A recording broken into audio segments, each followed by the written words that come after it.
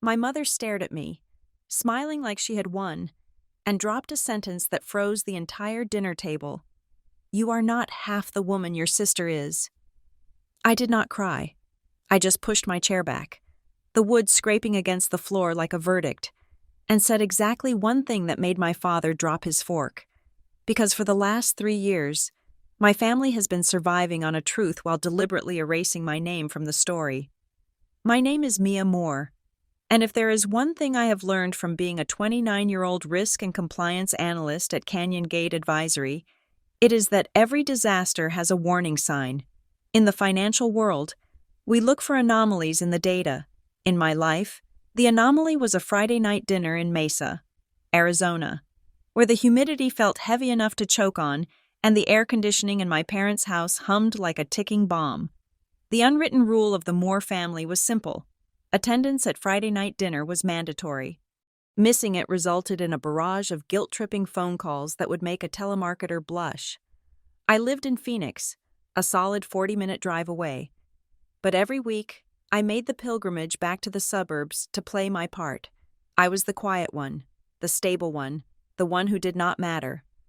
My sister, Brielle, was the sun around which our family orbited. At 32, she was a real estate agent and a local lifestyle influencer. The kind of person who documented her latte art before she documented her tax returns. Tonight, she was holding court at the head of the table, her phone propped up against the napkin holder, recording a time-lapse of our family unity for her followers. "I just closed the escrow on the Henderson property," Brielle announced, spearing a piece of roast chicken. "The commission is going to be insane. I am thinking of upgrading the Mercedes. The lease is almost up, and honestly, that car does not fit my brand anymore." My mother, Carol, clasped her hands together, her eyes shining with the kind of adoration usually reserved for religious deities. "Oh, Brielle, that is wonderful. You work so hard. Honey, you deserve the best."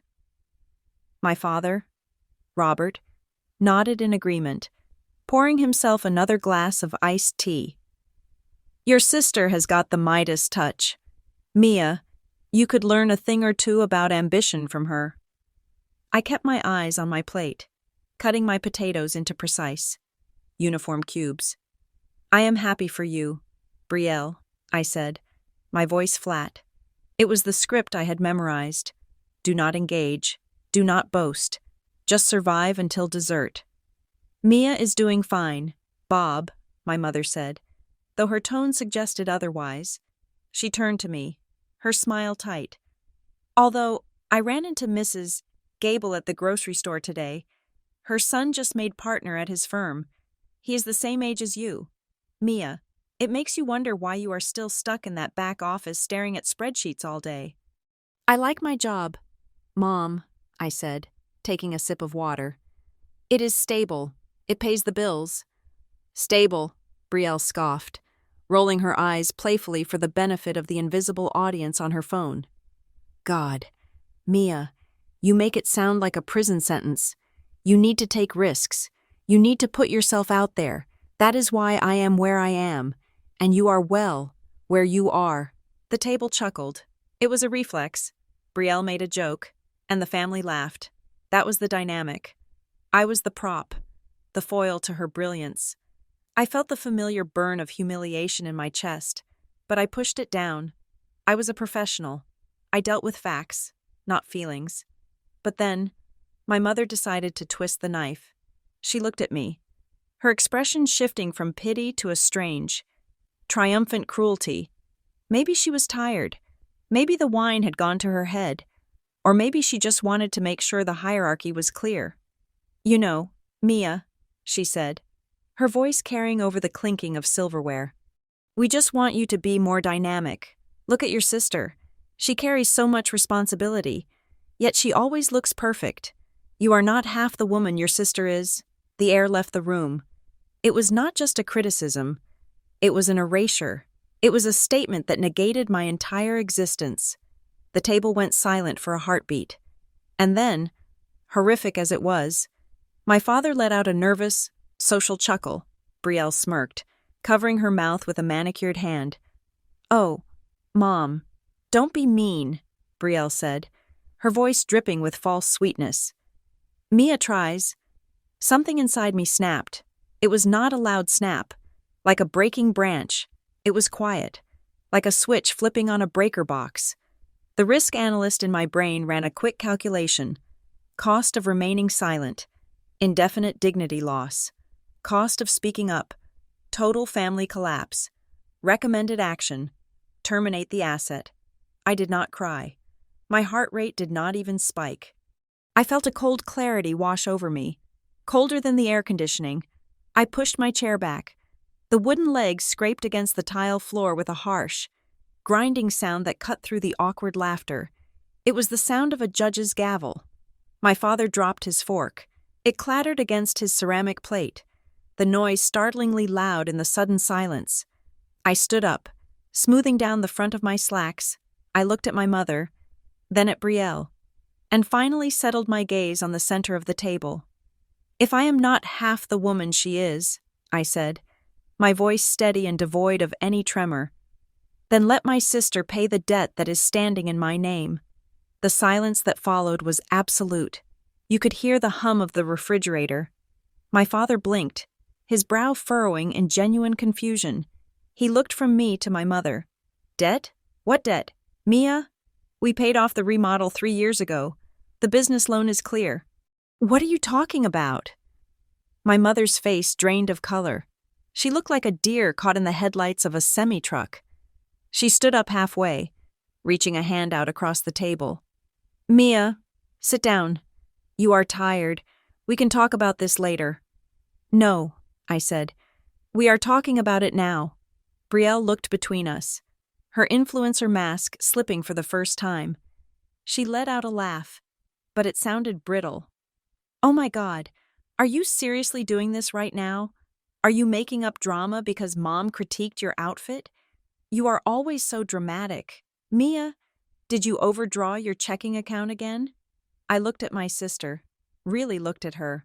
I saw the designer dress that cost $500. I saw the diamond earrings, and I saw the absolute ignorance in her eyes. I have not overdrawn anything, I said, but I am done covering the interest payments on the home equity line of credit that Mom took out 3 years ago. The one she told me was temporary. The one I have been paying $2,500 a month for, so you could keep pretending we are rich. My father's head snapped toward my mother. Carol? A home equity line? You told me we were solvent. You said the insurance covered the roof.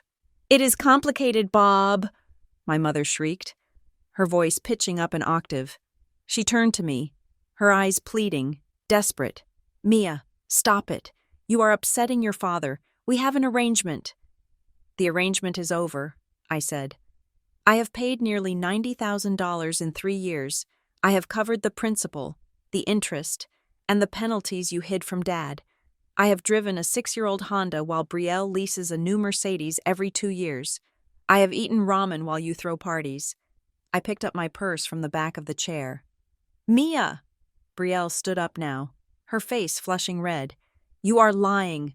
Mom, tell her she is lying. Why would I need your money? I make a fortune. Ask Mom where the money for your down payment came from. Brielle, I said calmly, ask her who paid for the emergency repairs on your condo last summer. My sister froze. The realization hit her slowly, conflicting with the narrative she had built for herself. I looked at my father.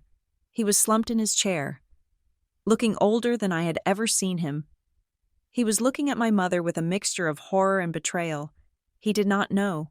He truly did not know. I am done, I said to the room.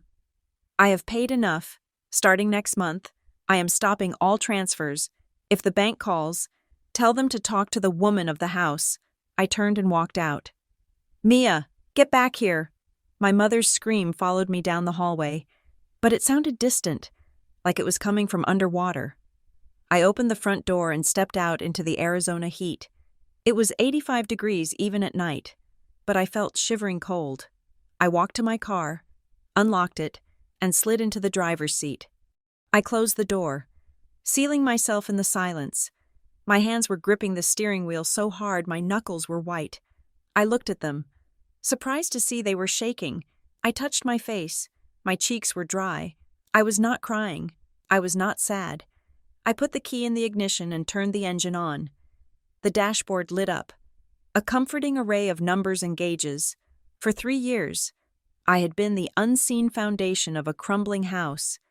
I had let them treat me like a ghost because I was afraid that if I stopped paying, they would stop loving me. But tonight, looking at the empty passenger seat, I realized something terrifying and exhilarating. I was not shaking because I was scared they would be angry. I was shaking because for the first time in my life, I was about to live in the real world, and in the real world, actions have consequences. I shifted the car into reverse and backed out of the driveway, leaving the shouting and the lies in the rearview mirror. The game was over. Now, the war began. The silence in my car was heavy, a physical weight pressing against my chest as I drove down the empty highway toward Phoenix. The adrenaline from the dinner table was beginning to fade, replaced by a dull, aching exhaustion that settled deep in my bones. I kept my hands at 10 and 2, watching the white lines on the asphalt blur past, counting them to keep my mind from spiraling. 1, 2, 3. It was a habit from childhood. Counting made things predictable. Counting made things manageable. Growing up in the Moore household, predictability was my only currency. My sister, Brielle, was the chaotic variable, the storm that everyone else had to navigate. She was 3 years older and burned with a brightness that demanded attention. When Brielle threw a tantrum, my parents called it spirit. When she failed a math test, they said she was too creative for rigid structures. I was different. I was the control group. If Brielle was the firework, I was the fire extinguisher. I remember being 10 years old, sitting at the kitchen island, meticulously organizing my crayons by shade while Brielle used hers to draw a mural on the living room wall. My mother had laughed then, hugging Brielle and calling her a budding artist, while I scrubbed the wax off the plaster with a sponge because I knew my father would be upset when he got home. That was the dynamic. Brielle created the mess, and I managed the cleanup. By the time we reached adulthood, our roles had calcified into armor. Brielle was the star, the one my parents showed off to relatives like a shiny trophy at family barbecues. My father would drape an arm around her shoulders and beam. Brielle just sold another luxury property in Scottsdale. He would announce to anyone who would listen. She has got the gift of gab. That one, a real shark. Then, a well-meaning aunt or uncle would turn to me. And what about you? Mia? Still at the bank? I am an analyst, I would correct gently. I work in risk and compliance. Oh, right, my father would interject, waving a hand dismissively. Mia is the steady one. She likes her spreadsheets. Good benefits. Though, the implication was always clear. My achievements were baseline expectations. I graduated cum laude, but that was just Mia being Mia. I secured my own internships without using my father's golf buddies, but that was just Mia being independent. I paid my own tuition through a combination of scholarships and waiting tables, while my parents quietly covered Brielle's living expenses so she could focus on her personal brand. It never stopped. Even after I moved out, the comparison followed me like a shadow. I rented a modest one-bedroom apartment in a safe, quiet complex to save money.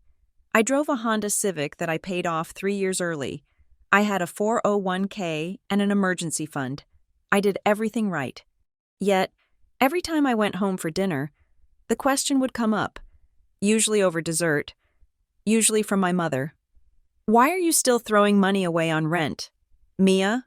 She would ask, spooning sugar into her coffee. Brielle bought her condo when she was 26. Real estate is the only way to build wealth. I would bite my tongue. I would not mention that Brielle's down payment had come from a loan my grandfather gave her that was never repaid. I would not mention that Brielle's mortgage payments were frequently late until I started helping out with family expenses. Brielle would laugh then. That tinkling, practiced laugh she used in her Instagram stories. Oh, Mom, Leave her alone. Mia is risk-averse. She is terrified of leverage. My sister is great at Excel, but she does not have the stomach for the big leagues. It was a joke. It was always a joke, but it reduced me to a piece of office software, a utility to be used and ignored, and I let them. I smiled. I nodded. I ate the pie. I had a rule, written in invisible ink across my forehead. Keep the peace. Conflict was inefficient. Conflict caused stress. So I absorbed it. I became the sponge again, scrubbing the walls of our family's reputation so nobody would see the cracks. But the cracks were there, and they were expensive. The irony was suffocating. My mother constantly praised Brielle for keeping the family name relevant, for being the face of our success. This house stands because Brielle knows how to project success, she would say. She brings in the right energy. Meanwhile, my phone would ring at 11:30 at night on a Tuesday. It was never a social call. I would see Mom on the caller ID, and my stomach would drop. I would answer, sitting up in bed in the dark, hearing the frantic edge in her voice that she never let the neighbors hear. Mia, are you awake? I am now. Mom, what is wrong? It is the adjustable rate, she would whisper, as if the bank could hear her through the walls. It jumped again, and the roof repair the contractor is threatening to put a lien on the house if we do not pay the second installment by Friday. Your father? I can't tell your father. His blood pressure is already too high. How much? I would ask. The accountant in me always took over. 4,000, she would sob. Just for this month, I swear, Mia. Once the settlement from the insurance comes through, I will pay you back. Don't tell Brielle. She has that big charity gala this weekend. She needs to focus. If she knows we are struggling, it will ruin her confidence. Don't tell Brielle. Protect Brielle. Brielle needs to shine. So I would open my laptop in the dark, the blue light illuminating my small, rented bedroom. I would log into my bank account. I would move money from my house fund savings account, the money I was saving to finally stop renting, and transfer it to my parents. Sent, I would say. You are a lifesaver, Mia. She would breathe, the relief palpable. Thank you. Just this once. But just this once became a pattern. It became the credit card bill for the family vacation I did not go on. It became the unexpected tax bill. It became the interest payments on the line of credit I eventually signed for because my credit score was 780, and theirs was in free fall. I pulled my car into my assigned parking spot at my apartment complex. I killed the engine, but I did not get out. The darkness of the parking lot felt safer than the light of my apartment. I pulled my phone out of my purse. My hands were steady now. I opened my banking app.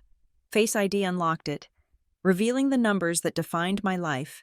I tapped on history, then I filtered by transfers. I began to scroll. September 12th. $2,500. August 10th, $2,500. July 15th, $3,000. That was for the air conditioning unit my father thought was under warranty. June 1st, $2,500. I scrolled back further. 1 year, 2 years, 3 years. The screen became a blur of red numbers, a hemorrhage of my own future pouring into a black hole. I saw the vacation to Cabo that Brielle posted about for a week. I paid for that. I saw the renovated kitchen island where they stood tonight and insulted me. I paid for that. I saw the suit my father wore to the country club. I paid for that. I looked at the total at the bottom of the filtered search. $87,450. That was a down payment on a house in Phoenix. That was a wedding. That was freedom. I sat there in the dark, the glow of the phone screen reflecting in my eyes. I realized then that my mother was right, in a twisted way. I wasn't half the woman my sister was. I was the battery that powered her. I was the silent partner in a fraudulent enterprise called the Successful Moore Family. They had built a legend around Brielle's success, a golden statue to worship at dinner parties, but looking at the cold, hard data on my screen, I realized I had paid for the gold plating. I closed the app. The screen went black. For the first time in 29 years, I did not feel the urge to fix it. I did not feel the need to scrub the wall. I looked at the dark apartment building in front of me, a place I rented because I thought I couldn't afford to own. And I laughed. It was a short, dry sound. I had bought a house. I just wasn't allowed to live in it. I opened the car door and stepped out. The night air was cool on my face. I walked toward the stairs, my heels clicking on the pavement. I was done being the ghost in my own life. If they wanted to see what happened when the battery ran out, they were about to find out. The risk analyst had finally finished the audit, and the results were going to be catastrophic. The notification on my phone screen 3 years ago was not an alarm.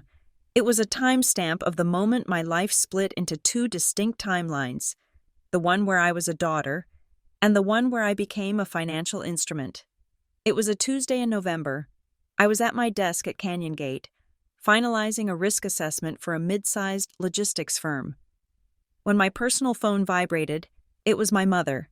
She never called during work hours unless someone was dead or hospitalized. I answered on the second ring, my heart hammering against my ribs. "Mom, is Dad okay?" "It is the house. Mia," she sobbed. Her voice was unrecognizable, stripped of its usual polished cadence. "The master bathroom. The pipe burst behind the wall. The contractor says there is black mold. They have to tear it all out. The estimate is $25,000. I let out a breath, steadying myself. "Okay, that is terrible. But that is what insurance is for, right? Call State Farm." "We cannot," she whispered. "We let the policy lapse 2 months ago. Your father missed the premium notice." I stared at my monitor, the rows of Excel data blurring. "What?" "And that isn't it," she continued, her words tumbling out like water from the broken pipe. "Your father lost the bid on the Scottsdale Municipal Project. He was banking on that deposit to cover the mortgage arrears. Mia, the bank sent a notice of default. If we don't fix the plumbing, the house is uninhabitable. If we don't pay the arrears, they take the house. We lose everything." I switched into crisis mode. "How much? Mom, what is the total exposure?" $40,000 to stop the bleeding," she said. "We need to open a home equity line of credit to consolidate the debt and fix the bathroom. But with your father's credit score right now, no one will underwrite us." "So you want money?" I said, my voice flat. "No," she said quickly. "We need a co-signer, just for the line of credit. We have the equity. Mia, the house is worth $600,000. We just cannot access the cash because our liquidity is low. If you sign with us, we get the loan, we fix the house, Dad gets the next contract, and we refinance you off the title in 6 months. Please, if we lose this house, how will we ever show our faces in Mesa again?" It was the loss of face that terrified her, not the homelessness. I drove to their house that evening. The smell of mildew was faint but present. My father was sitting in the den, staring at the television that wasn't turned on. He looked defeated. My mother had the paperwork spread out on the dining table, the same table where she would insult me 3 years later. I sat down and read the terms. It was a variable rate home equity line of credit. The terms were aggressive. "This puts a lien on the house," I said, pointing to the clause. "And because my name is on the loan, I am fully liable. If you default, they come after my assets." "We won't default," my mother insisted, pouring me a cup of coffee I didn't want. "It is just a bridge loan. 6 months. Mia, maybe less." I pulled a notepad from my purse. "I want a promissory note," I said, "and a written agreement that when the house is sold or refinanced, I am reimbursed for any payments I make, plus interest." My mother recoiled, as if I had slapped her. "A promissory note? For your own parents?" "Mia, we are family, not a business transaction. You are so calculating. Everything is always numbers with you. Can't you just trust us?" "Trust is not a strategy," I said. "If I am putting my credit score on the line, I need protection." "Fine," she snapped, grabbing a pen. "Write whatever you want. Just sign the bank papers so the contractor can start tomorrow." I wrote out a simple agreement. Mia Moore agrees to co-sign loan number ending in 458. All payments are the responsibility of Robert and Carol Moore. In the event Mia Moore makes a payment, it is considered a loan to be repaid upon the sale of the property. My mother signed it without reading it, her eyes rolling toward the ceiling. There, are you happy? You act like we are trying to rob you. I signed the bank documents. I signed my name next to theirs. I felt the pen dig into the paper, a physical sensation of locking a shackle around my own wrist. I told myself I was saving my childhood home. I told myself I was being a good daughter. The first month, they paid the bill. The second month, my mother called. Dad's check is late clearing. Can you cover the payment? I will wire it back on Friday. I paid the $2,200. Friday came and went.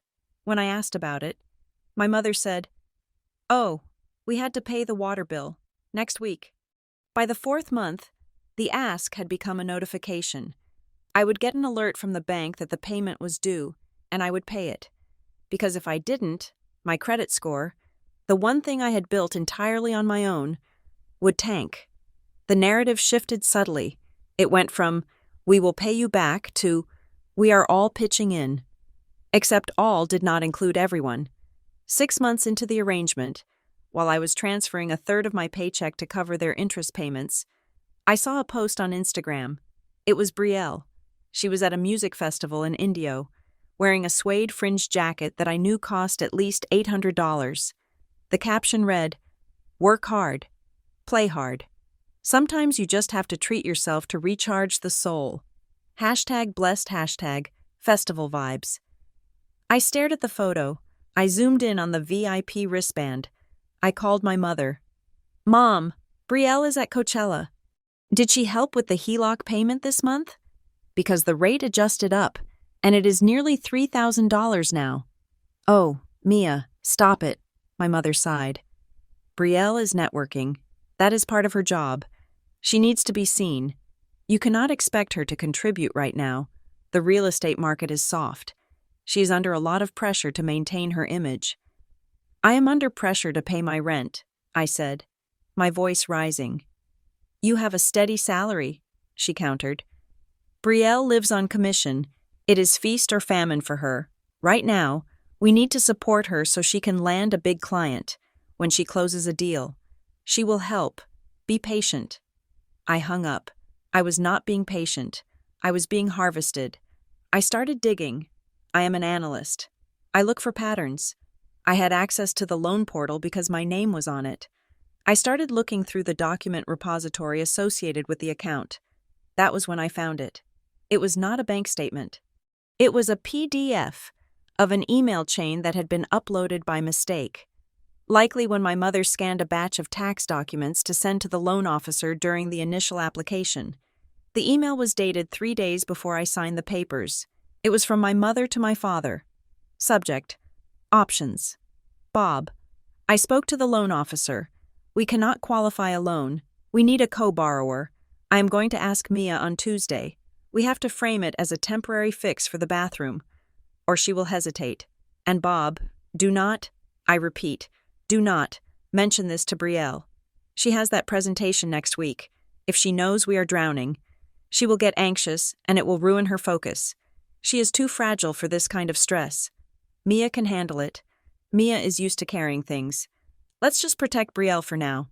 I sat in my apartment, 3 years later, reading that email on my phone screen. The timestamp was 11:42 at night. That's what they believed. Anyway, it wasn't that they thought I was stronger. It was that they didn't care if I broke. I was the load-bearing wall they didn't mind drilling into because I wasn't the decorative fresco they showed off to the guests. I looked at the date again. 3 years, 36 months of protecting Brielle, 36 months of my mother lying to my face, telling me everyone was struggling, while she carefully curated a stress-free bubble for my sister using my money as the shield. I laughed out loud in the silence of my car. It was a jagged, ugly sound. My mother was right about one thing. Brielle would have crumbled under the pressure. Brielle would have panicked. But they never gave her the chance to try. They just handed the weight to me, assuming I would hold it because I always held it. But they forgot one critical rule of engineering. Even load-bearing walls have a breaking point. And as I stared at the words, "Mia can handle it," I knew that I was done handling it. I was about to let the roof cave in. The erasure of my identity did not happen all at once. It was a slow, methodical process, like water eroding a stone cliff until the face of it was gone. It started at the Sunday lunches, the ones that were less formal than the Friday dinners, but somehow more insidious, because the audience was larger. I remember a specific afternoon in early March. The weather in Phoenix was just starting to turn from pleasant to scorching. We were in my parents' backyard. Standing around the grill, my Uncle Jerry was there, holding a beer and looking at the new patio furniture my mother had bought with money I had transferred for the property tax bill. "This place looks great, Bob," Uncle Jerry said, nodding at the fresh cushions. "I heard you guys had a rough patch with the plumbing last year. Glad to see you bounced back." My mother laughed, a sound that was half relief and half performance. She placed a hand on Brielle's arm. Brielle was wearing a white sundress, looking every bit the angel of the household. "We did," my mother said, her voice loud enough for the neighbors to hear. "It was touch and go for a minute, but you know Brielle, she stepped up. She really helped us navigate the whole mess. I do not know where we would be without her business sense. She kept this roof over our heads." I was standing 3 feet away, holding a tray of marinated vegetables. I froze. The tray felt heavy in my hands. I looked at Brielle, waiting for her to correct the record, waiting for her to say, "Actually, Mia is the one who co-signed the loan. Mia is the one paying $2,500 a month." Brielle just smiled, a modest, practiced tilt of her head. "Oh, stop it. Mom," she said softly. "Family helps family. That is what we do." She did not say she paid, but she did not say she didn't. She let the implication hang there, glittering in the sun, while I stood invisible in her shadow. I did not scream. I did not drop the tray. I walked to the table and set the vegetables down. I told myself it did not matter, as long as the house was safe.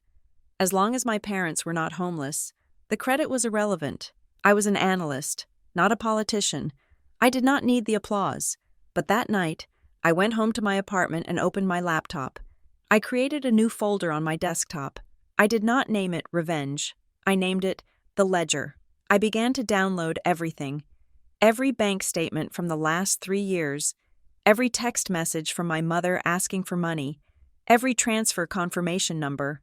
I took screenshots of the thank you texts from my father that were vague but time-stamped to match the deposits. I wasn't doing it to build a case for a lawsuit. I was doing it because I was starting to feel like I was losing my mind. They were rewriting reality so effectively that I needed hard data to remind myself that I actually existed. The gaslighting was subtle. It was my mother saying, "We are all making sacrifices."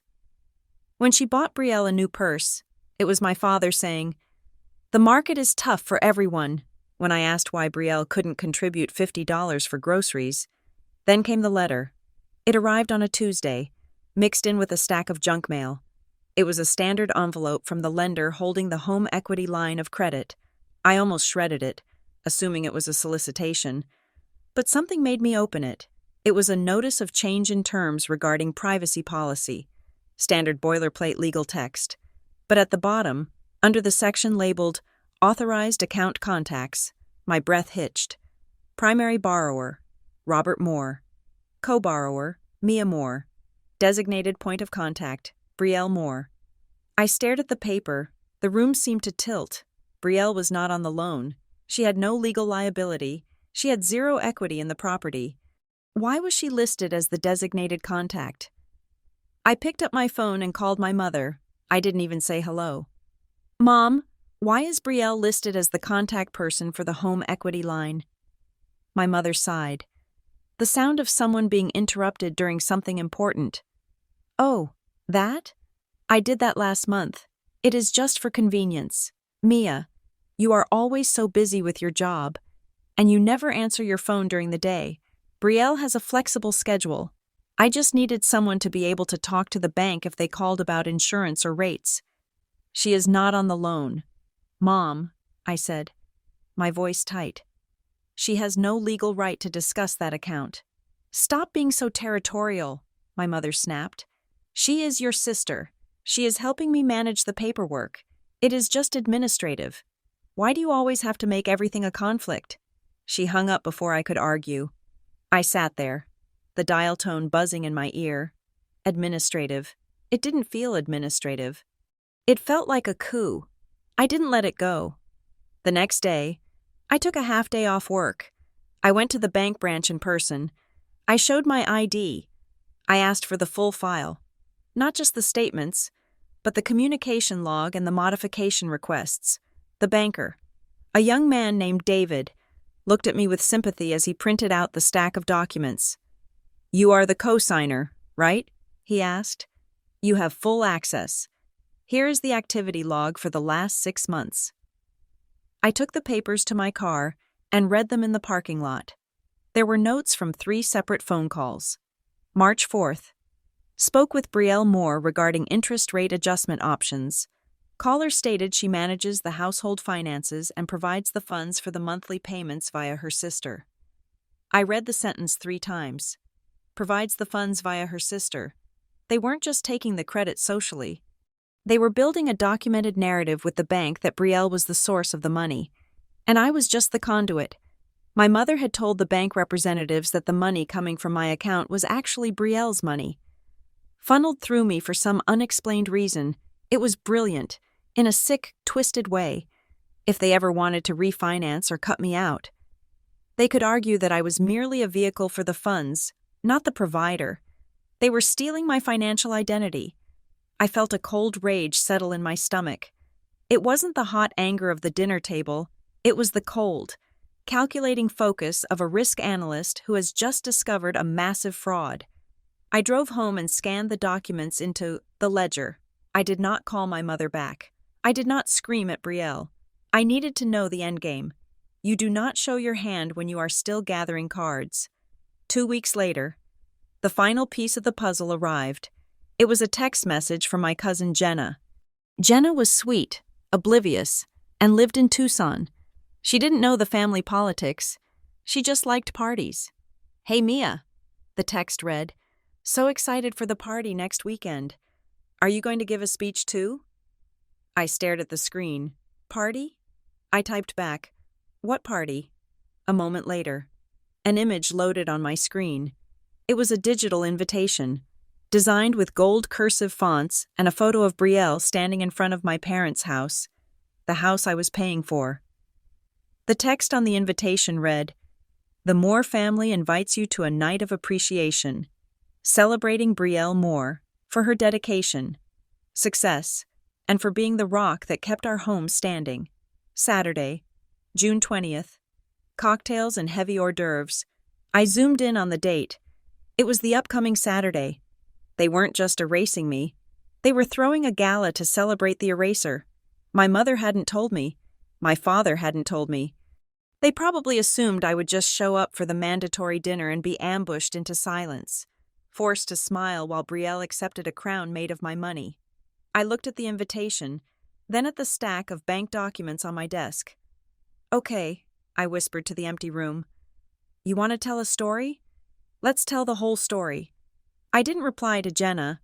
I didn't call my parents to ask why I wasn't invited to a party at a house I legally half-owned. I simply saved the image of the invitation to my folder. The investigation was over. The trial was about to begin, and I knew exactly what evidence I needed to bring to court. The venue for the Moore Family Appreciation Night was not a backyard affair.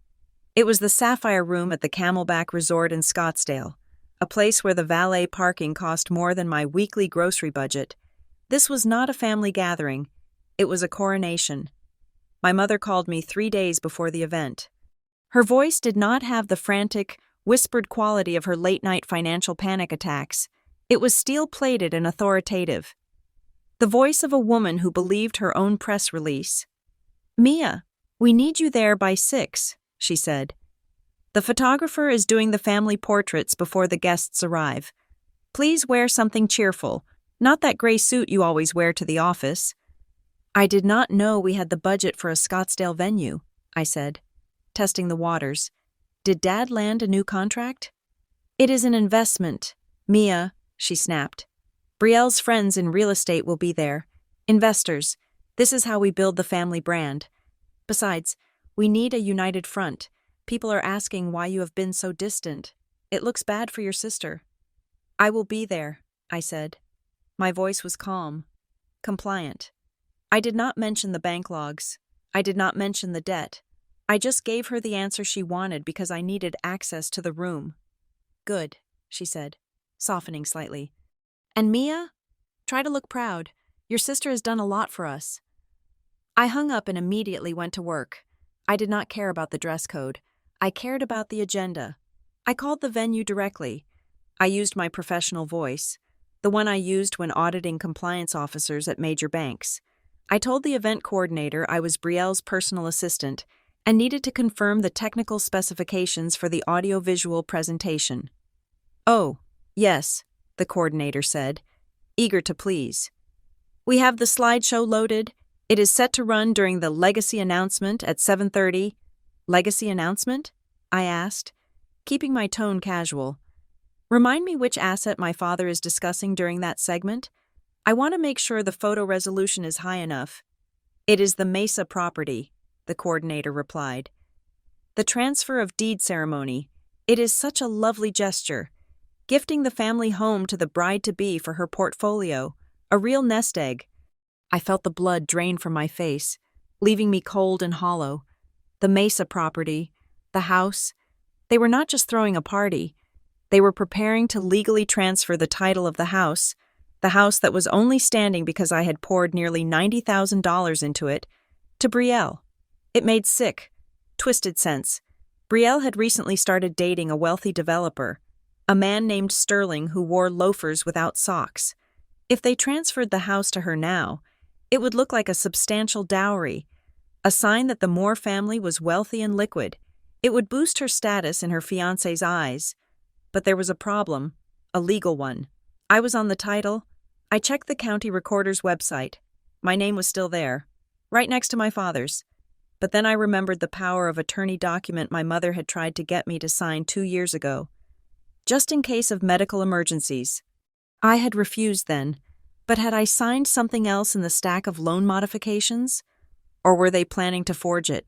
Or, more likely, were they simply going to announce it publicly, forcing me into a corner where objecting would make me look like a monster? If they announced it in front of 200 people, and I stayed silent, my silence would be taken as consent. They were betting on my shame. They were betting that Mia, the quiet one, the good daughter, would never cause a scene in public. My phone buzzed. It was a text from Brielle. Hey sis, I know things have been weird lately, but I really want you there on Saturday. It means so much to Mom and Dad. Let's be a family again. It was the perfect text. Sweet, conciliatory. If I showed it to anyone, they would say she was an angel reaching out to her difficult sister. But I read between the lines, come and watch me win. Come and validate my lie. She wanted me there as a prop. She needed the supportive sister in the background to make her savior narrative complete. If I wasn't there, people might ask questions. If I was there, smiling and clapping, the lie became the truth. I sat at my kitchen table, the light from my laptop screen illuminating the dark room. I opened the folder labeled The Ledger. I looked at the promissory note I had made them sign 3 years ago. I looked at the bank transfer records. I looked at the email where my mother explicitly said to hide the debt from Brielle.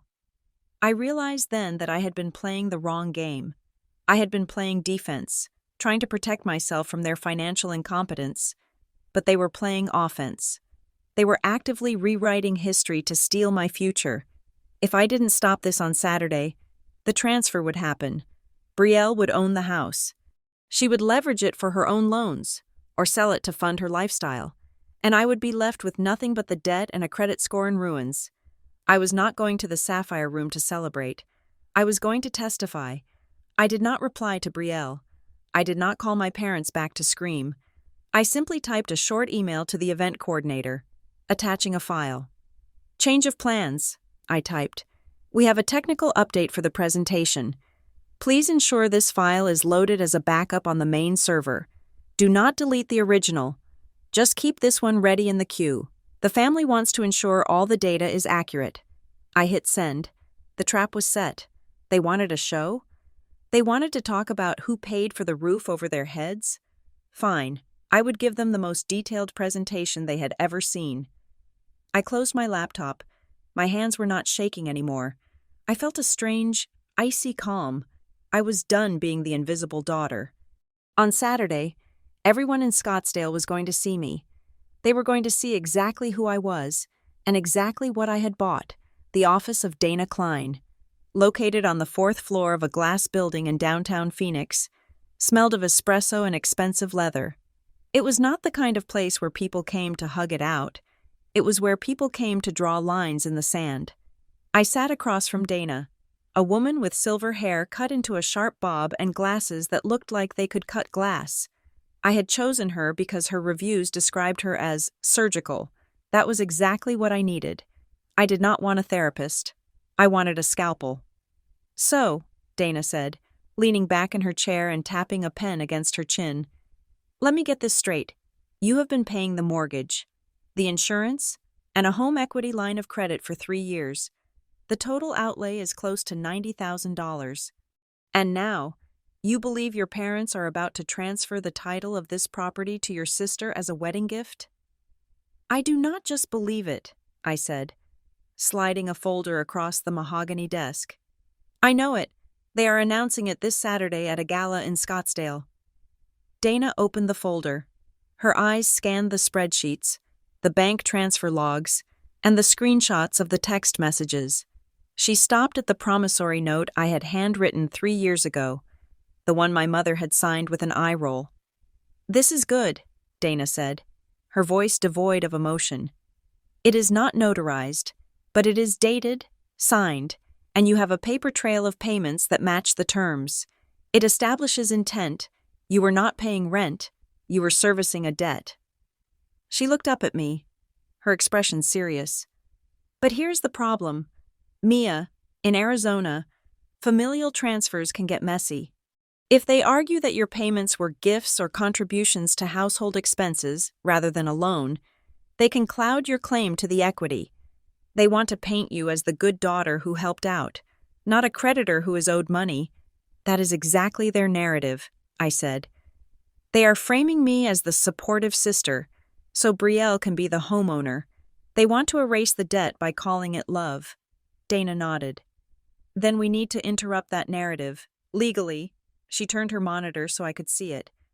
I pulled a preliminary title report on your parents' address before you arrived. I wanted to see if there were any pending filings. I leaned in. The screen showed a list of recorded documents. My eyes scanned down the list until they hit a filing dated just 2 weeks ago. It was a beneficiary deed. What is that? I asked, though the cold feeling in my stomach told me I already knew. It is a document that transfers the property upon death, Dana explained. But look at the contingent beneficiary. I squinted. There, in black and white, was the name, Brielle Moore. My name was nowhere. But wait, I said, pointing to a second entry below it. What is that quitclaim draft? That, Dana said, is a document that has been prepared, but not yet recorded. It looks like they opened a file with a title agency to transfer the property inter vivos, while they are still alive, likely into a trust where Brielle is the trustee. And look at the notary stamp on the application. I looked. The notary was a woman named Sarah Jenkins. I know her, I said, my voice dropping to a whisper. She was Brielle's maid of honor in her first wedding. She is Brielle's best friend. The realization hit me like a physical blow. Brielle wasn't just receiving a gift. She was orchestrating the theft. She had her friend notarize the preliminary paperwork. My parents might have signed it thinking it was just estate planning, or maybe they were fully complicit. Either way, Brielle was in the engine room, shoveling coal. She is in on it, I said. She isn't just a passive recipient. She is structuring the deal. It appears so, Dana said. They are trying to bypass you completely. If that quitclaim deed gets recorded on Monday morning after the party, your leverage drops significantly. You would have to sue to reverse it, which costs thousands of dollars and takes years. So what do? I asked. Do I sue them now? No, Dana said. We file a notice of interest. She pulled out a fresh legal pad. We record a document immediately that states you have a financial interest in the property based on the promissory note and the equity you have purchased. It clouds the title. They cannot transfer it, refinance it, or sell it without resolving your claim first. It stops the gift dead in its tracks. Do it, I said. It will cause a war, Dana warned. Once this is recorded, the public knows, the bank knows. Brielle's fiancé will know if he ever checks the public record. The war started 3 years ago, I said. I just didn't know I was fighting it, Dana smiled. A sharp, dangerous thing. All right, I will have the courier run it to the recorder's office within the hour, by 5 o'clock today. You are a localized glitch in their master plan. One more thing, I said. I want to lock down my own exposure. Smart, Dana said. Freeze your credit. If they have been moving money and names around this loosely, do not assume your social security number is safe. And Mia, do not tell them you have done this. Let the title officer be the one to give them the bad news when the transfer fails. I left the office with a copy of the filing receipt in my purse. It cost me $300 for the hour, but it felt like the best investment I had ever made. I went back to my apartment and treated the rest of the evening like a work project. I cleared my dining table and laid out my evidence. I needed a dossier. If I was going to walk into the Sapphire Room, I needed to be armed not with emotions, but with exhibits. I created a timeline on my laptop. Exhibit A, the request, the email from my mother. Exhibit B, the agreement, the promissory note. Exhibit C, the execution. The spreadsheet of 36 monthly payments totaling $87,000. Exhibit D, the betrayal. The title report showing Brielle as the beneficiary. I printed everything in color. I organized it into a sleek, black leather binder. It looked like a board meeting presentation. It looked undeniable. Then, I logged into the 3 major credit bureaus: Equifax, Experian, TransUnion. I placed a freeze on all my files. I set up 2-factor authentication. I changed the passwords to my bank accounts, removing my mother's emergency access that I had granted her years ago. As I was clicking confirm on the final security update, my phone pinged. It was an email from my cousin Jenna again. Subject: FYI, the slide deck. Hey Mia, I am helping with the tech for Saturday, and I saw the final run-through. I thought you might want to see the photos Aunt Carol picked. They are so cute. Can't wait to see you. My finger hovered over the attachment. Final_presentation_v4.pptx. I downloaded it. I opened the file. The first few slides were standard nostalgia: baby photos, family vacations, Brielle winning a beauty pageant in high school. Then came the struggle section. Black and white photos of the house with the caption "Hard Times." Then, a slide titled "The Turning Point." It featured a photo of Brielle standing in front of the house, holding a sold sign from one of her listings, which had nothing to do with our house, but the implication was clear. And then, the final slide. It was a picture of my parents hugging Brielle. The text overlay was in a bold, gold font. Thank you, Brielle, for saving our home. The legacy continues with you. I stared at the screen. My name was not in the presentation, not even in the background. I wasn't just a footnote. I was a redaction. They were going to play this slide while I sat in the audience. They were going to make me watch them rewrite history, banking on the fact that I was too polite to interrupt. I closed the laptop. Dana had asked if I wanted to stop the party. I had said no. I didn't want to stop the party. I wanted to join it. I picked up the black binder. It was heavy. It felt like a weapon. You want to talk about saving the home? I said to the empty room. Okay, let's talk about the receipts. The notice of interest was recorded. The trap was set. Now, All I had to do was wait for the slide to change. I treated the slide deck like a quarterly risk report. In my line of work, you never manipulate the data. You simply present the complete picture. The version of the presentation Jenna had sent me was a masterpiece of omission. It told a story of triumph without the footnotes of cost.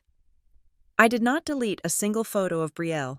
I did not remove the image of her cutting the ribbon on a property she didn't sell, nor the slide where my parents called her their rock. I simply added an appendix. I opened PowerPoint on my personal laptop. I duplicated the master file.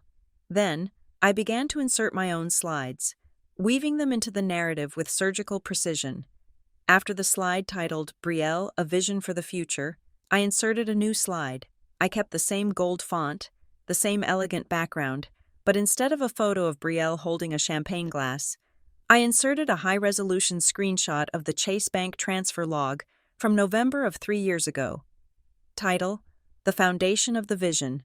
Data point: Initial HELOC payment covered by Mia Moore, $2,500. I went through the deck chronologically.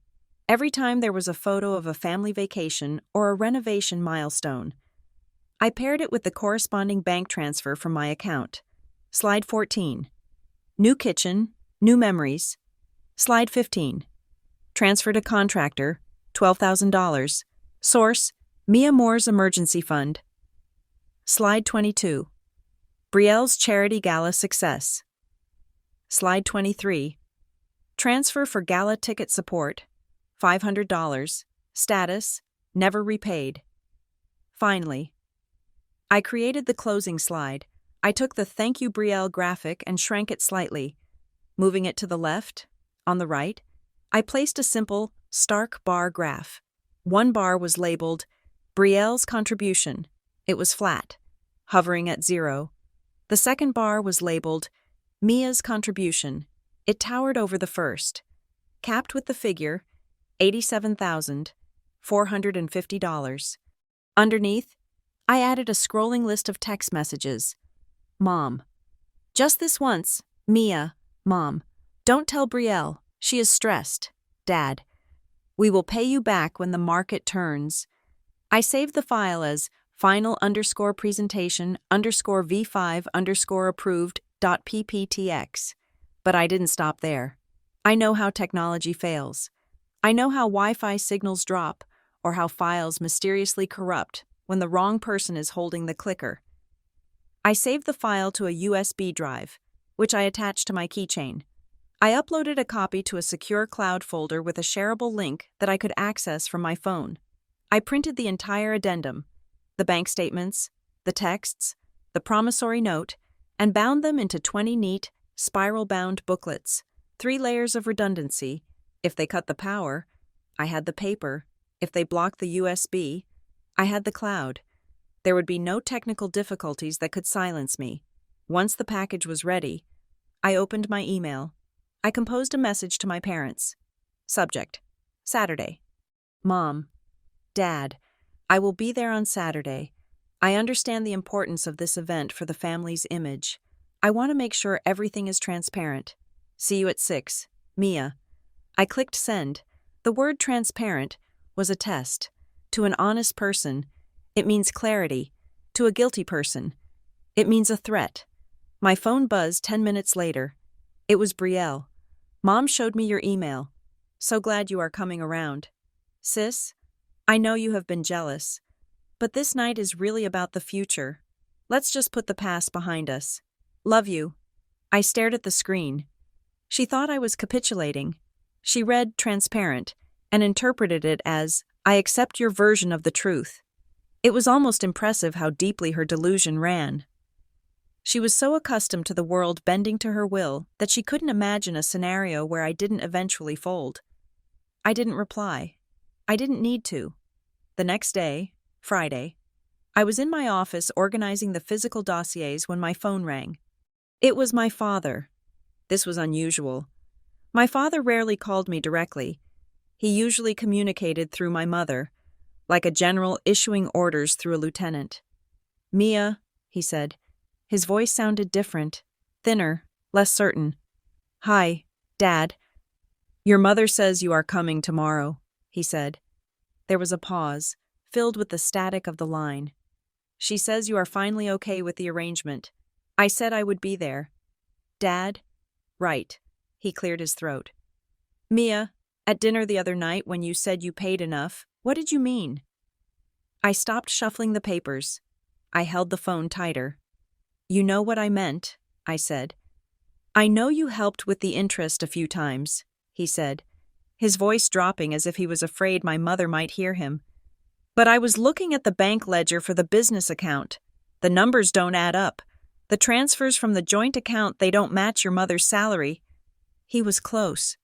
He was standing on the edge of the cliff, looking down into the fog. Mia, he asked, a tremor in his voice, how much are you actually paying? I closed my eyes.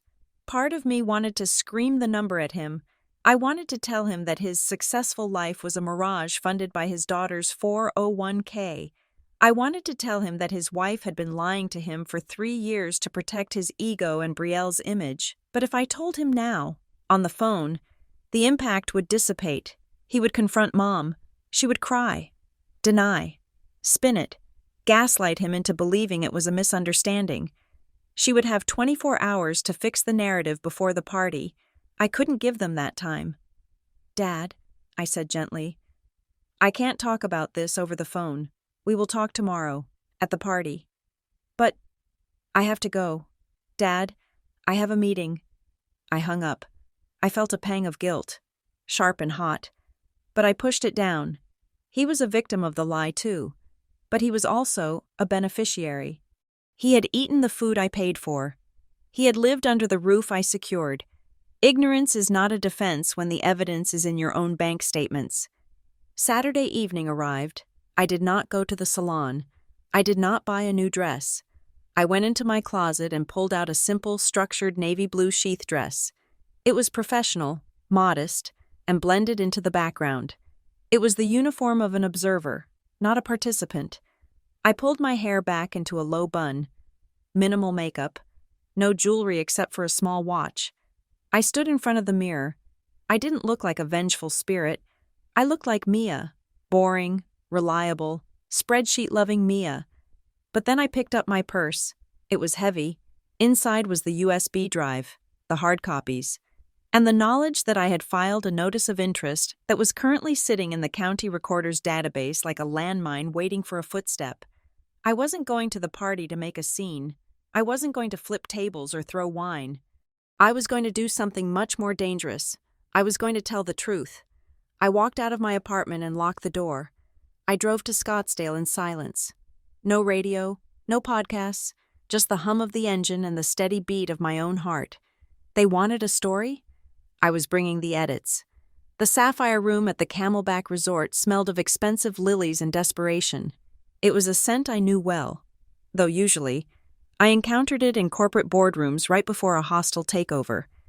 Not at a family celebration. The lighting was dimmed to a warm, flattering amber, designed to smooth out wrinkles and hide the truth.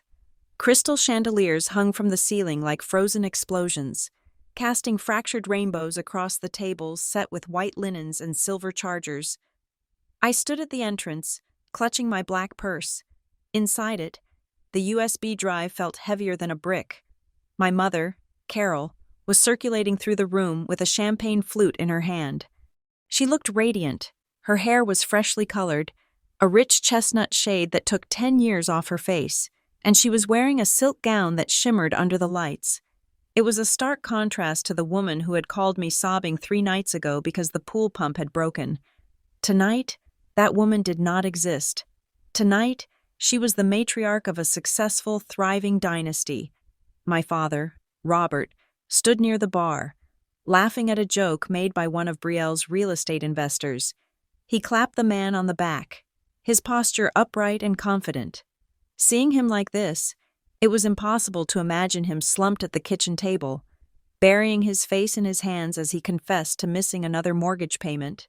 They had put on their costumes, and they were playing their roles with Oscar-worthy commitment. I walked further into the room. A server offered me a crab cake on a silver tray. I declined. I had no appetite.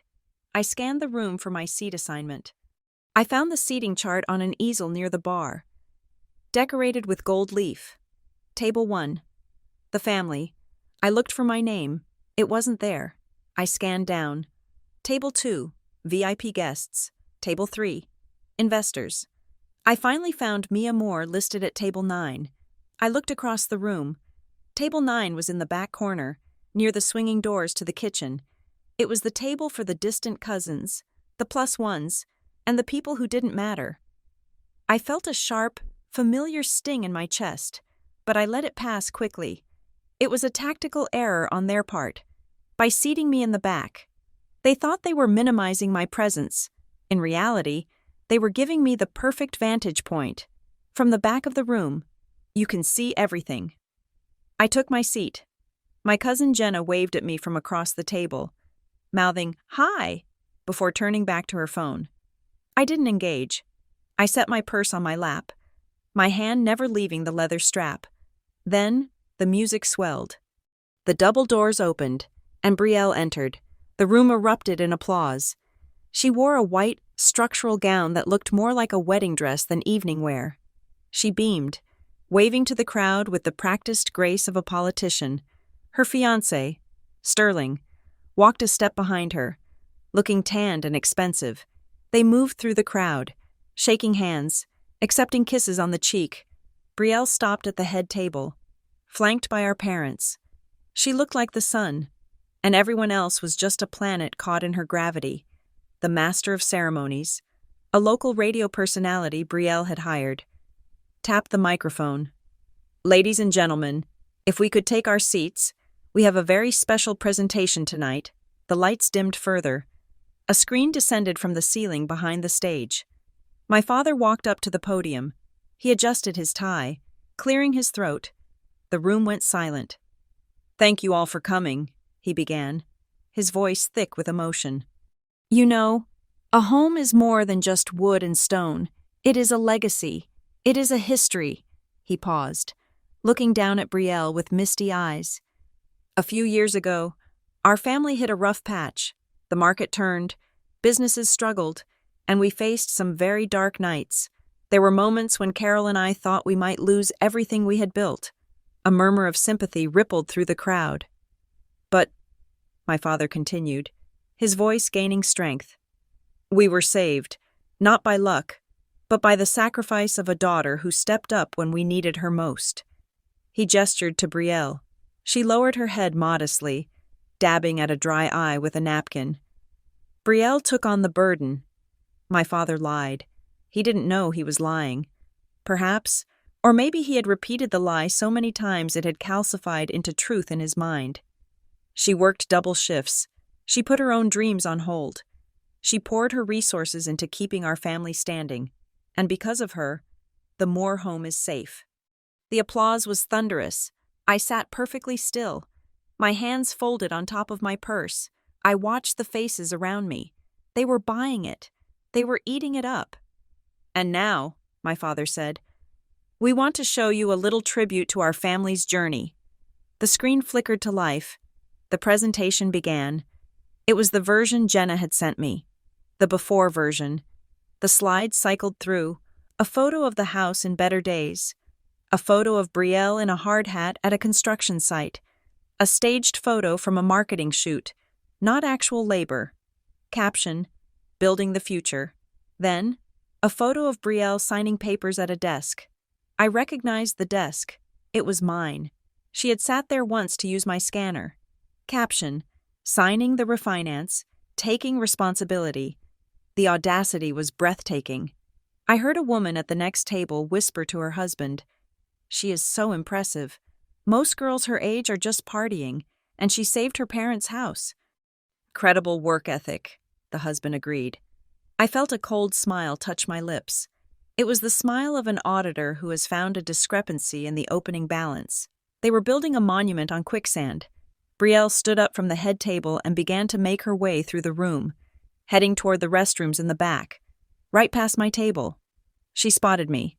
She paused, her smile tightening just a fraction. She leaned down, her voice dropping to a whisper that didn't match her benevolent expression. "You look nice, Mia," she said. I am glad you came. Just please don't make this about you tonight. Dad is so happy. Don't be difficult. I looked up at her. In the dim light, her makeup looked like a mask. I am not here to be difficult, Brielle, I said, my voice calm and low. I am just here for the accuracy. I hate it when the numbers don't balance. She frowned, confusion flickering in her eyes. What? You should go back to your seat, I said pleasantly. You do not want to miss the finale. She hesitated, sensing a threat but unable to identify it. Then, she straightened up, smoothed her dress, and walked away. You are so weird, she muttered under her breath. I watched her go. The slideshow was nearing its end. The music was building to a crescendo, an inspirational instrumental track that sounded like something from a pharmaceutical commercial. The MC returned to the microphone. What a beautiful story, he said.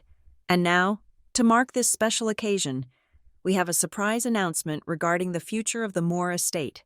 I would like to invite the entire family up to the stage. Bob, Carol, Brielle, and Mia. Is Mia here? He scanned the room, squinting against the spotlight. Table 9, I said softly to myself. Mia, come on up, the MC shouted. Spotting me in the shadows, my mother waved frantically from the stage, her smile tight. Come on, Mia, join us. It was the trap. Come up, stand silently, and be the prop. If I refused, I was the bitter sister. If I went up, I was the compliant accessory. I stood up, I smoothed my navy dress, I picked up my purse, I walked through the tables, the sound of my heels muffled by the thick carpet. I could feel the eyes of the room on me. The sister who didn't do enough, the sister who wasn't half the woman Brielle was. I climbed the stairs to the stage. The lights were blinding. My father put an arm around Brielle.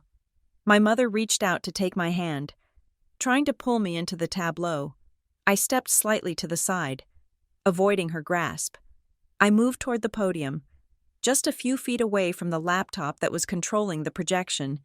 The MC beamed. A united family. Is there anything better? I looked at my watch. It was 7:32. The slide on the screen behind us showed the three of them, Mom, Dad, Brielle, hugging on the front porch. The caption read, Thank you, Brielle. I looked at the AV technician sitting at the side of the stage. He was the one I had emailed. He gave me a subtle nod. He had cued the updated file I had sent, labeling it as the technical correction version. My father leaned into the microphone. And now, as a token of our gratitude, we have a gift for Brielle. I took a breath. The air tasted recycled and cold. Actually, I said, I didn't shout. I didn't need to. The acoustics in the room were perfect. My voice, though unamplified, cut through the pause between my father's words. I stepped forward and took the microphone from the stand before my father could react. He looked at me, stunned.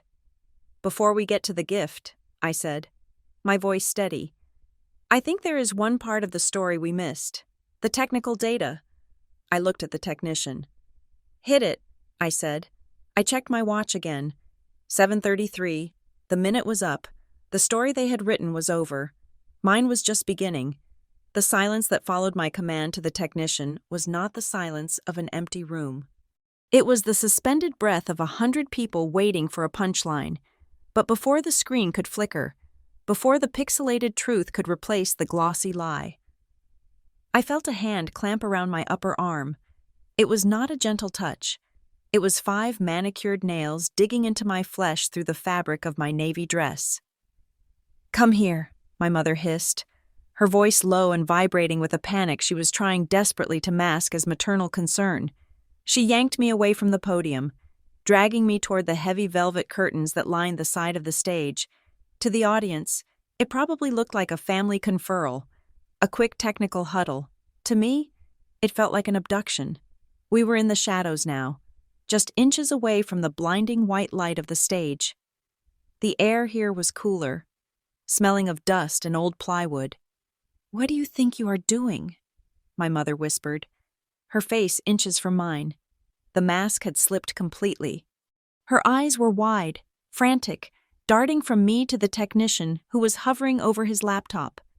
You are going to ruin everything. Do you have any idea who is out there? Sterling's parents are at table 4. Do not make a scene. Mia, I am begging you, do not make me lose face. I looked at her, really looked at her. For 29 years, I had seen a mother. Now, I saw a campaign manager trying to spin a scandal. Is your face more important than the truth? I asked. My voice was calm, which seemed to frighten her more than if I had screamed. Is your reputation worth more than my $87,000? My mother opened her mouth, then closed it. She didn't say no. She didn't say, "Of course not. You are my daughter." She just stared at me, her eyes wet with tears that were purely for herself. That silence was the loudest answer she had ever given me.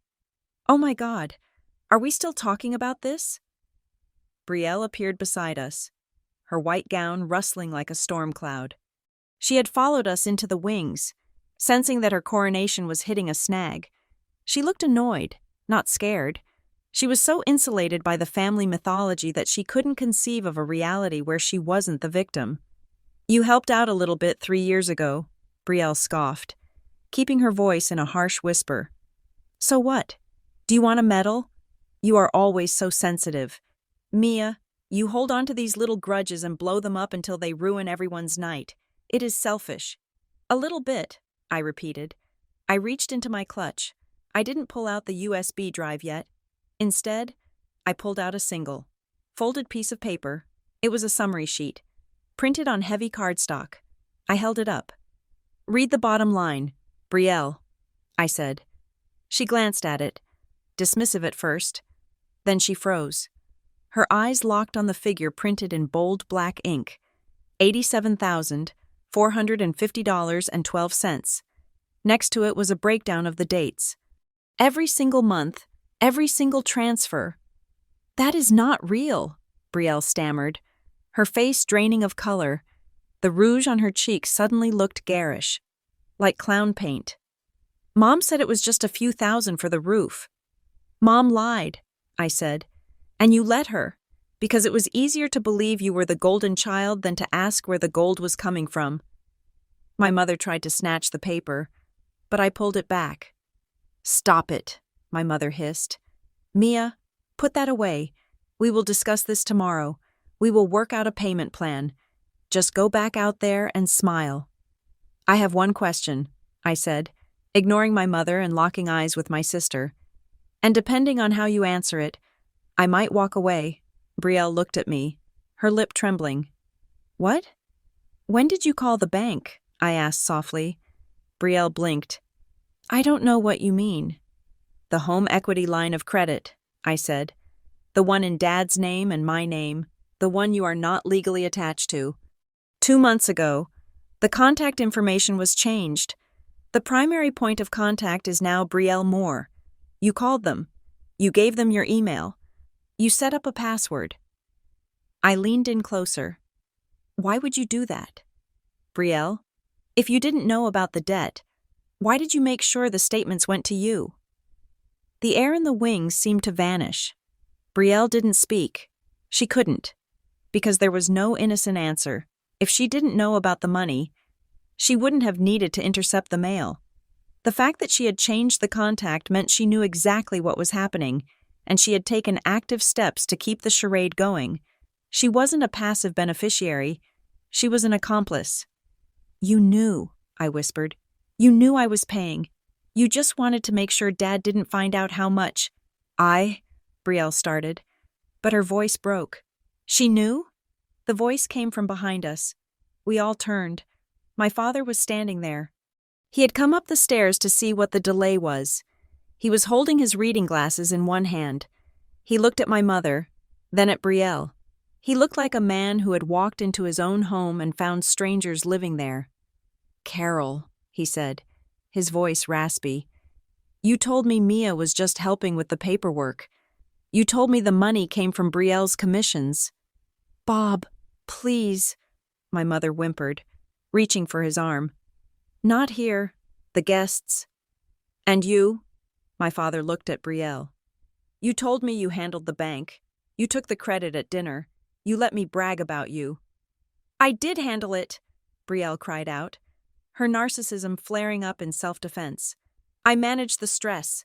I kept the family together. Mia just wrote checks. Anyone can write a check. I provided the hope. I stared at her. It was a level of delusion that bordered on pathology. Hope doesn't pay interest. Brielle, I said. My father looked at me. For the first time in years, he didn't look through me. He saw me. He saw the navy dress, the tired eyes, the rigid posture. He saw the daughter who had driven a 6-year-old car so he could keep his country club membership. Mia, he said, stepping toward me. I didn't know. I swear. I know you didn't, Dad, I said. But you should have checked the books. Suddenly, the music on stage swelled, the master of ceremonies, oblivious to the family implosion happening 10 feet away, tapped the microphone again. Ladies and gentlemen, his voice boomed through the speakers, echoing into our dark corner. I think we are ready for the big moment. Let's raise a glass to the woman of the hour. A family is only as strong as its foundation, and this family is standing tall tonight because of one person, Brielle Moore. The crowd cheered. The sound was deafening. Brielle instinctively straightened her spine. The applause was like a drug to her. She couldn't resist it. She looked at the stage, then at me, her eyes pleading. Mia, please. Sterling is watching. Just let me have this. I will pay you back. I promise. Just don't. I looked at the three of them. My mother, terrified of the social fallout. My sister, terrified of the truth. My father, broken by the realization of his own ignorance. And then there was me. I realized then that the cruelty wasn't just the money, it was the casting. They had written a play where Brielle was the hero and I was the villain. The calculating, cold, jealous sister. They needed me to be the villain so they could feel good about using me. If I was the bad one, then taking my money was just a form of tax. If I walked away now, if I let them play the final slide, I would be accepting that role forever. I would be the ghost in the machine, the silent financier of their happiness. I looked at the USB drive in my hand. It was small, silver, and cold. I am not doing this to hurt you, I said to them. I am doing this because I am done setting myself on fire to keep you warm. Mia! My mother shrieked, lunging for me, but I was faster. I stepped out of the shadows. The stage lights hit me like a physical force. The applause faltered slightly as the audience saw me emerge alone, leaving the guest of honor in the dark. I walked to the podium. The technician looked at me, his finger hovering over the enter key. I placed the USB drive on the table next to him. Though I didn't need it, he already had the file. It was just a symbol, a token of the reality I was forcing them to swallow. I looked out at the sea of faces. I saw my cousin Jenna. I saw Brielle's fiancé, Sterling, clapping politely. I saw the investors. I wasn't shaking. My hands were steady. My heart was a metronome. I nodded to the technician. The truth, I said into the microphone, is expensive. And then, the screen changed. The slide transition was not accompanied by a fanfare or a dramatic sound effect. It was silent, instantaneous, and absolute. 1 second, the screen displayed the heartwarming image of my parents hugging Brielle with the caption, Our Savior. The next second, it was a stark, white spreadsheet projected 10 feet high. The font was large enough for people in the back row to read. It was a timeline. On the left were dates, starting 3 years ago. On the right were amounts. November 14th, $2,500. December 12th, $2,500. January 10th, $2,800. The list scrolled automatically, a cascading waterfall of numbers that seemed to go on forever. At the bottom, frozen in bold red ink, was the grand total. Total principal and interest paid by Mia Moore, $87,000, $450.12. The room did not gasp. It went dead silent. The kind of silence that happens when a glass shatters and everyone freezes to see where the shards landed. The applause that had been lingering for Brielle died in the throat of the crowd. I stood at the podium. I did not grip the microphone. I held it loosely, like a tool I knew how to use. I looked out at the sea of faces, the investors, the real estate agents, the extended family. They were staring at the screen, their mouths slightly open, processing the cognitive dissonance between the speech they had just heard and the math they were now seeing. "If the truth embarrasses anyone," I said, my voice steady and clear, echoing slightly off the high ceilings, "that is not my fault." I did not point a finger at Brielle. I did not look at my mother with hatred. I simply turned slightly and gestured to the screen behind me. "I am an analyst," I said. "I work with data, and the data shows that while the story tonight is about a family saved by a vision, the reality is a family saved by a wire transfer. These are the monthly payments for the home equity line of credit that kept the roof over my parents' heads. These are the text messages asking for just one more month. These are the promissory notes I signed because I was told we were a team." I looked at my father. He was standing a few feet away, his face pale, his eyes locked on the screen. He was reading the dates. He was doing the math. "Dad," I said softly, though the microphone carried it to everyone, "you asked me yesterday what I was actually paying. This is the answer." My father turned slowly to look at my mother. It was a look of total devastation. He wasn't angry yet. He was just broken. "Carol?" he whispered, his voice cracking. "You let her pay this? You told me the business loan covered it." My mother was trembling. She looked at the audience, then at Dad, her eyes darting around like a trapped animal. "Bob, it is not like that. It was just bridge financing. Mia offered—" "I didn't offer," I corrected her, my tone devoid of malice, just factual.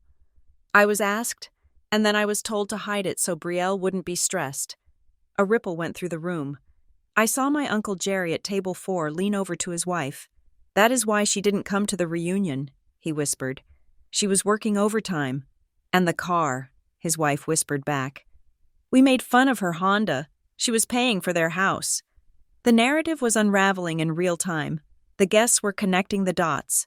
My absence from vacations, my modest clothes, my refusal to go to expensive dinners. It wasn't that I was cheap, it was that I was tapped out. Brielle stepped forward. She looked frantic. She grabbed the other microphone on the stand. Her knuckles white. She forced a laugh, but it sounded like a sob. Okay, she said, her voice shrill. "This is a little dramatic. Don't you think? Mia loves spreadsheets. We all know that. She helped out a little bit when things were tight. It is what sisters do. I would have done the same for her." She looked at the crowd, smiling desperately. "She is just supporting the family. It is a loan. I was going to pay her back eventually. It is really just a little bit of help." I looked at her. I looked at the $87,000 figure towering over her head on the screen. "A little bit?" I asked. I turned to face her fully.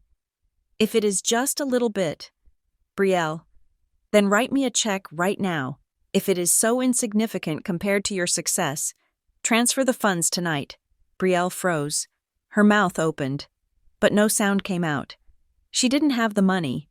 We both knew she didn't have the money. Her entire life was leveraged. Her car, her condo, her image. She was asset-rich in photos and cash-poor in reality. The silence stretched out, agonizing and heavy. Sterling, her fiancé, looked down at his shoes, his face burning red.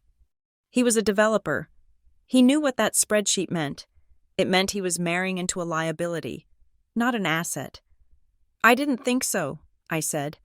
I turned back to the audience. "I am not here to ruin a wedding gift," I said. "I am here to protect my legal standing, as of this morning. My attorney has filed a notice of interest with the Maricopa County Recorder's Office regarding the property in question." My mother gasped loud enough to be heard in the front row. "This means," I continued, "that the title cannot be transferred to Brielle. It cannot be gifted. It cannot be put into a trust without satisfying the debt owed to me. I have also placed a freeze on any further modifications to the loan documents." I looked at my parents. "I am done paying for a life I am not allowed to live." I placed the microphone back on the stand. It made a dull thud that sounded like a gavel closing a case. "I do not need to be half the woman my sister is," I said, looking at my mother one last time. "I do not need to be the star. I just need to not be erased from my own life." I didn't wait for a response. I didn't wait for the applause or the booing. I turned and walked down the stairs. The room parted for me. People pulled their chairs in as I walked past. I saw respect in their eyes, and fear. I walked past Brielle, who was standing like a statue on the stage, the projection of my bank account still illuminating her white dress. I walked past my father, who was sitting on the edge of the stage with his head in his hands. I walked out of the double doors, into the cool night air of the resort valet stand. I handed the attendant my ticket. My hands were steady. My breathing was deep and even. I didn't cry. I felt lighter than I had in 3 years. 2 hours later, there was a knock on my apartment door. I knew who it was. I didn't open it immediately. I finished making my tea. Then, I opened the door. My parents were standing there. My mother's makeup was streaked. My father looked 10 years older. "Mia," my mother started, stepping forward. "We can fix this. We can explain to people that it was a misunderstanding. If you just rescind the legal notice, we can work out a payment plan privately. Sterling is furious. You have to help us smooth this over." I leaned against the doorframe. "No. Mia, please," my father said. "We are family." "We are," I agreed. "And that is why I am not suing you for fraud. That is the only concession you get." I looked them in the eye. "I am not unfreezing the title until I am paid in full. If you want to give Brielle the house, you can sell it. Pay me my $87,000 and give her whatever is left, but I am done being the silent partner." "You are so hard," my mother whispered. "I had to be," I said. "You made me soft, and then you tried to break me. I just hardened back up." I closed the door. I didn't slam it. I just clicked the lock into place. 6 months later, I sat on the patio of a small bungalow in downtown Phoenix. It wasn't a mansion in Mesa. It didn't have a pool or a guest house. It was 1,200 square feet of historic brick, with a lemon tree in the yard and a mortgage that was entirely in my name. I had used my savings, the money I started keeping for myself the day I walked out of that party. For the down payment, the sun was setting, painting the Arizona sky in streaks of purple and orange.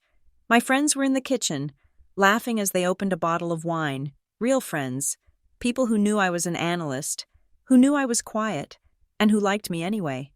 My phone buzzed on the table. It was a notification from Zillow. The house in Mesa had just been listed for sale. I swiped the notification away without opening it. I wasn't a ghost anymore. I wasn't a shadow. I was Mia Moore, homeowner, risk analyst, and for the first time in my life, the main character of my own story. I took a sip of my wine and smiled. The revenge wasn't the scene at the party. The revenge was this: sitting in a house that was mine, paid for with truth, and finally being whole. Thank you so much for listening to my story. I would love to know where you are tuning in from. So please leave a comment below and share your thoughts on whether you think I did the right thing. If you enjoyed this story, please subscribe to the Lily Revenge Stories channel, like the video, and hit that hype button to help this story reach even more people.